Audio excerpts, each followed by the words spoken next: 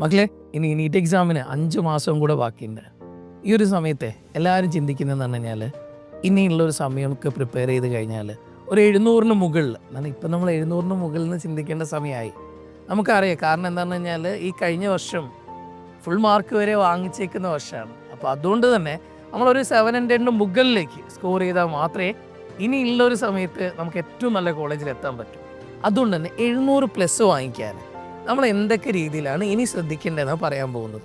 അതിനി 500 മാർക്കിൽ നിൽക്കുന്ന ഒരു കുട്ടിക്ക് 650 മാർക്ക് വാങ്ങിക്കാനാണെങ്കിലും, ഇനി അതല്ല ഒരു 650 നിൽക്കുന്നവൻ 700 എത്താനാണെങ്കിൽ, 600 നിൽക്കുന്നവൻ ഒരു 680 എത്താനാണെങ്കിൽ, എന്താണെങ്കിലും ശരി, ഇപ്പോൾ ഈ വീഡിയോ ഒന്ന് നിങ്ങൾ കറക്റ്റായിട്ടൊന്ന് കാണുക. കറക്റ്റായിട്ട് കേട്ട് കഴിഞ്ഞാൽ ഈ രീതിയിൽ എൻ്റെ മക്കൾ ഇന്നു മുതൽ ഒന്ന് കാര്യങ്ങൾ മാറ്റി ചിന്തിച്ച് കഴിഞ്ഞാൽ, നിങ്ങൾ ഫോളോ ചെയ്യുന്ന മെത്തേഡിൽ നിന്ന് മൊത്തത്തിൽ മാറാനോ ഒന്നുമല്ല, പക്ഷെ നിങ്ങൾ എന്ത് ചെയ്യുക, ഇതേ രീതിയിലേക്ക് ഒന്ന് ചെയ്ത് നോക്കിക്കഴിഞ്ഞാൽ അത് ഉറപ്പായിട്ടും അത് നിങ്ങൾക്ക് ഏറ്റവും കൂടുതൽ എഫക്റ്റീവ് ആവുന്നുള്ള 100% ഉറപ്പാണ്. അപ്പോൾ ഞാൻ ഓരോ കാര്യങ്ങളായിട്ടൊന്ന് പറഞ്ഞുതരാം. ഒന്നാമത്തെ കാര്യം, നിങ്ങൾ എന്ത് ചെയ്യണം എന്ന് പറഞ്ഞു കഴിഞ്ഞാൽ, ഇന്ന് തന്നെ മക്കളുടെ ടോപ്പിക്സിനൊന്ന് ഡിവൈഡ് ചെയ്യണം. അത് ഫിസിക്സ് ആയിക്കോട്ടെ, കെമിസ്ട്രി ആയിക്കോട്ടെ, ബയോളജി ആയിക്കോട്ടെ, എല്ലാത്തിലും നിങ്ങൾ എന്ത് ചെയ്യുക, നിങ്ങൾ ഡിവൈഡ് ചെയ്യേണ്ടത് എങ്ങനെയാണെന്ന് ചോദിച്ചു കഴിഞ്ഞാൽ, നിങ്ങൾക്ക് ഏറ്റവും ഈസി ആയിട്ടുള്ള ടോപ്പിക്സ് എഴുതുക.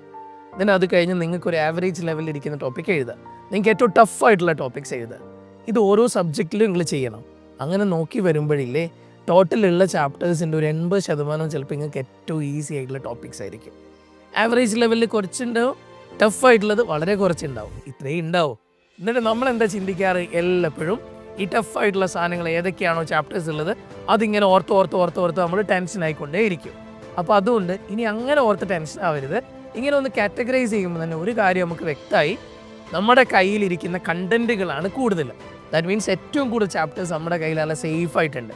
അപ്പോൾ തന്നെ എൻ്റെ ഒരു കോൺഫിഡൻസ് വരാം, ഒരു ധൈര്യം വരാം, എന്നെക്കൊണ്ട് മുന്നോട്ടേക്ക് ഏറ്റവും നന്നായിട്ട് സ്കോർ ചെയ്യാൻ പറ്റുമെന്നുള്ളൊരു ധൈര്യം. ഈ ധൈര്യത്തിൽ നിന്നാണ് നമ്മളിനി മുന്നോട്ടേക്ക് പോകേണ്ടത്. അപ്പോൾ ഉറപ്പായിട്ടും നമ്മൾ ആദ്യം തന്നെ ചെയ്യേണ്ടത്, ചാപ്റ്ററുകൾ മക്കൾ എന്ത് ചെയ്യുന്നു, നിങ്ങൾ ഓരോന്നായിട്ട് നിങ്ങൾ സെറ്റ് ചെയ്യുകയാണ്.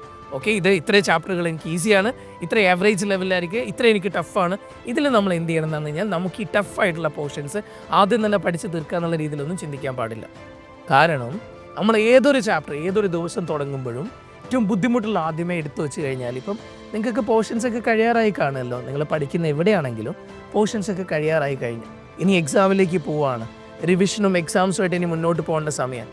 സോ മക്കൾ എന്ത് ചെയ്യാന്ന് പറഞ്ഞു കഴിഞ്ഞാൽ, ഇങ്ങനെ ടോപ്പിക്സൊക്കെ ഒന്ന് ഡിവൈഡ് ചെയ്ത് കഴിഞ്ഞ് കഴിഞ്ഞാൽ, ഇതിൽ ടഫായിട്ടുള്ള ആദ്യം പഠിക്കരുത്, ആദ്യം ഒരു ഈസി ആയിട്ടുള്ള സാധനം വായിക്കുക. അപ്പോൾ നമുക്ക് ഭയങ്കര കോൺഫിഡൻസ് കിട്ടും. എന്നിട്ട് നമ്മൾ അടുത്ത ബുദ്ധിമുട്ടുള്ളൊരു സാധനം എടുത്ത് വെക്കുക. അതും ഒന്നിൽ തന്നെ കുറേ നേരം കുത്തിയിരിക്കരുത്, കുറച്ച് സമയം പഠിക്കുക, ചെറുതായിട്ടൊന്ന് മൈൻഡ് ഒന്ന് റിലാക്സ് ചെയ്യുക, പഠിച്ചൊക്കെ ഒന്ന് റീകലക്ട് ചെയ്യാൻ ശ്രമിക്കുക. അങ്ങനെ മക്കൾ പോവുക. അതിൻ്റെ ഒരു പ്രോപ്പർ സ്ട്രാറ്റജി ഞാൻ അടുത്തൊരു വീഡിയോയിൽ നിങ്ങൾക്ക് ബോർഡിൽ തന്നെ എഴുതി കാര്യങ്ങളൊക്കെ പറഞ്ഞ് മനസ്സിലാക്കി തരാം കേട്ടോ. ഇനി ഒരു കാര്യം പറയാം, ഈ ഒരു സമയത്തെ നമ്മൾ നല്ല വാക്കുകൾ കേൾക്കുന്ന ഒപ്പം തന്നെ നമ്മൾ കുറേ ചീത്ത വാക്കുകളും കേൾക്കാറുണ്ട്. ചിലപ്പോഴും അത് പാരൻസിൻ്റെ സൈഡിൽ നിന്നാവും. കഴിഞ്ഞ ദിവസം ഒരു കുട്ടീൻ്റെ കേസ്, നമ്മളിവിടെ എക്സാംസൊക്കെ സ്റ്റാർട്ട് ചെയ്തു. ഈ കഴിഞ്ഞ നവംബർ 5 തന്നെ നവംബർ 4-നോ 5-നോ ആയിട്ട് നമ്മൾ എക്സാംസൊക്കെ സ്റ്റാർട്ട് ചെയ്തു. അപ്പോൾ ഈ എക്സാമൊക്കെ തുടങ്ങിക്കഴിഞ്ഞപ്പോൾ അതിൽ ചില കുട്ടികൾ നന്നായിട്ട് സ്കോർ ചെയ്യുന്നുണ്ട്. അപ്പോൾ ഇതിൽ വന്നൊരു കാര്യം എന്താണെന്ന് കഴിഞ്ഞാൽ, ഒരു കുട്ടി 2-3 എക്സാംസിൽ നിയർലി 700 തന്നെ സ്കോറാക്കി. അങ്ങനെ ആ എക്സാം കഴിഞ്ഞ് പിന്നീടുള്ള 2 എക്സാംസിൽ ആ 700 എന്നുള്ളത് നേരെ ഒരു 620 റേഞ്ചിലേക്ക് അങ്ങ് പോയി. പാരൻസ് തീരെ മനസ്സിലാക്കിയില്ല. സത്യം പറഞ്ഞു കഴിഞ്ഞാൽ ആ കുട്ടീനെ വല്ലാതെ കുറ്റപ്പെടുത്തി സംസാരിച്ച്, നീ ആദ്യം ആ മാർക്കൊക്കെ കിട്ടിയപ്പോൾ ഞങ്ങൾ ഭയങ്കര പ്രതീക്ഷയായിരുന്നു, ഇതെന്താണ് ഈ കാണിച്ചു വെച്ചേക്കുന്നത്, ഇന്നെ കൊണ്ടൊന്നും നീറ്റ് കിട്ടൂല എന്നൊക്കെ പറഞ്ഞ്. സത്യം പറഞ്ഞാൽ പാരൻസ് ഒരാളുടെ വെപ്രാളാണ്. അതായത് കുട്ടി 2ാമത്തെ തവണയാണ്, റിപ്പീറ്റാണ്. സോ ഇനി കിട്ടുമോ, എൻ്റെ കുട്ടി ഇനി എത്തിപ്പെടുമോ, ഇങ്ങനെയൊക്കെയുള്ള ടെൻഷൻ. കുട്ടികളെക്കാളും ടെൻഷൻ പാരൻസിനാണ്. പ്ലീസ് ദയവ് ചെയ്തിട്ട് ഇതേ രീതിയിൽ കുട്ടികളുടെ അടുത്ത് നിങ്ങൾ സംസാരിക്കാതിരിക്കുക. ഇത് പറഞ്ഞിട്ട് പിന്നെ ആണെങ്കിൽ അടുത്ത് ഞാൻ എത്ര പൈസയൊക്കെ കൊടുത്തിട്ട് ഇന്നൊക്കെ വിടുന്നതെന്നറിയോ, എന്താണ് ഇത്രയെങ്കിലും ഒന്ന് ശ്രദ്ധിക്കേണ്ടത്, എന്താണ് മോളെന്നൊക്കെ പറഞ്ഞുകൊണ്ട് അതോ. ഇതൊക്കെ സത്യം പറഞ്ഞാൽ കുട്ടികളുടെ മാനസിക നില വല്ലാതെ ഒരു ഒന്നുമല്ലാതെ ഒരു ബാലൻസ് ചെയ്ത് പോകാൻ പറ്റാത്ത അവസ്ഥയായി പോകും. കാരണം എന്താണ്, അവർ പഠിച്ചു പോകുന്ന ഒരു സമയത്ത് തന്നെ അവർക്ക് വേണ്ട സപ്പോർട്ടാണ്. ആ സപ്പോർട്ട് കിട്ടിയിട്ടില്ലെങ്കിൽ ഒരിക്കലും അവർക്ക് നല്ല രീതിയിൽ പഠിച്ചെടുക്കാൻ പറ്റില്ല. ഒന്ന് ചിന്തിച്ച് നോക്കണം, കുട്ടി 700-ൽ 2-3 എക്സാംസ് സ്കോർ ചെയ്ത് 2 എക്സാം താഴെയായിപ്പോൾ ഇതിന് കാരണം എന്താണെന്നല്ലേ നമ്മൾ ചോദിക്കേണ്ടത്. അവിടെ നമുക്ക് ആ ഇൻഡിവിജ്വൽ ആയിട്ടുള്ള അറ്റൻഷൻ്റെ പ്രാധാന്യം ഇവിടെയാണ്. ഈ ഇൻഡിവിജ്വൽ സബ്ജക്റ്റുകളിലുള്ള കോൺസെൻട്രേറ്റ് ചെയ്ത് പഠിക്കാനും ആ കുട്ടിക്ക് കൊടുക്കേണ്ട ഇൻഡിവിജ്വൽ അറ്റൻഷൻ, ഇതൊക്കെ എല്ലാവരും ശ്രദ്ധിക്കേണ്ട കാര്യമാണ്.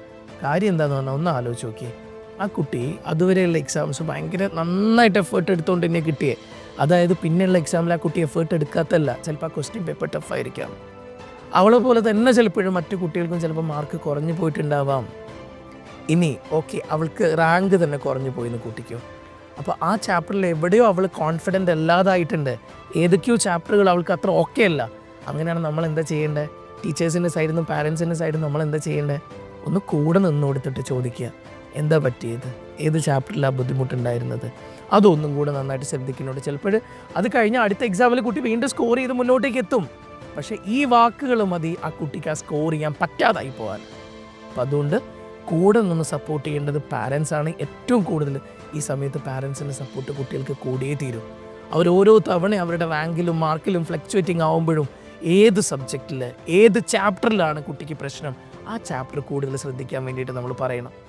ഒരു കാര്യം കൂടെ ശ്രദ്ധിക്കുക, പലപ്പോഴും സ്കൂളുകളിൽ നമ്മൾ ഏറ്റവും നന്നായിട്ട് പഠിച്ച ചാപ്റ്ററുകൾ നമ്മൾ ഇപ്പോഴും ഭയങ്കര സ്ട്രോങ് ആയിരിക്കും. ചിലപ്പോൾ അന്നേ നമ്മൾ ബുദ്ധിമുട്ട് അനുഭവിച്ച ചാപ്റ്ററുകൾ ഇപ്പോഴും നമ്മൾ പഠിക്കാതെ അവസാനത്തേക്ക് മാറ്റിയിടും.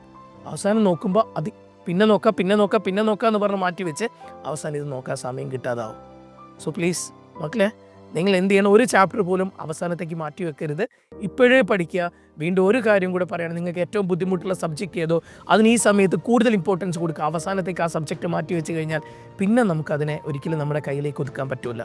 സോ ബുദ്ധിമുട്ടുള്ള സബ്ജക്റ്റുകൾക്ക് ഈ സമയം നമ്മൾ നന്നായിട്ട് സമയം കൊടുക്കുക. എന്നിട്ട് മറ്റ് സബ്ജക്റ്റുകൾക്ക് അത്ര കണ്ടല്ലാതെ അതിനേക്കാളും കുറഞ്ഞൊരു സമയം കൊടുക്കുക, പഠിക്കാൻ നോക്കുക. ഉറപ്പായിട്ടും 700+ ക്രാക്ക് ചെയ്യാൻ മക്കൾ ആദ്യം ചെയ്യേണ്ട കാര്യം നിങ്ങളുടെ ചാപ്റ്റേഴ്സിനെ ഡിവൈഡ് ചെയ്യുക, അതിൽ മനസ്സിലാക്കുക. എന്നിട്ട് അതിൽ ബുദ്ധിമുട്ടുള്ള ചാപ്റ്ററുകളെ വേഗം ക്ലിയർ ചെയ്ത് പോവുക, പ്രോപ്പറായിട്ട് എക്സാംസ് എഴുതുക, റിവിഷൻസ് എടുത്തുകൊണ്ടേയിരിക്കുക. ഈ 3 കാര്യങ്ങൾ എൻ്റെ മക്കൾ നന്നായിട്ട് ശ്രദ്ധിച്ചു കഴിഞ്ഞാൽ, ഒപ്പം പാരൻസിൻ്റെ സൈഡിൽ നിന്നുള്ള സപ്പോർട്ടും ടീച്ചേഴ്സിൻ്റെ സപ്പോർട്ടും ഇതെല്ലാം കൂടെ ഒന്നിച്ച് വരുമ്പോൾ 700 മുകളിൽ സ്കോർ ചെയ്യാൻ ഒരു ബുദ്ധിമുട്ടും ഉണ്ടാവില്ല. സോ കൺസിസ്റ്റൻസി മെയിൻറ്റെയിൻ ചെയ്യുക. മാക്സിമം നിങ്ങൾ കൺസിസ്റ്റൻ്റ് ആയിരിക്കാൻ ശ്രമിക്കുക. ഒരു എക്സാമിൻ്റെ ഏറ്റവും വലിയ റിസൾട്ട് തീരുമാനിക്കുന്ന നമ്മുടെ കൺസിസ്റ്റൻസിയാണ്.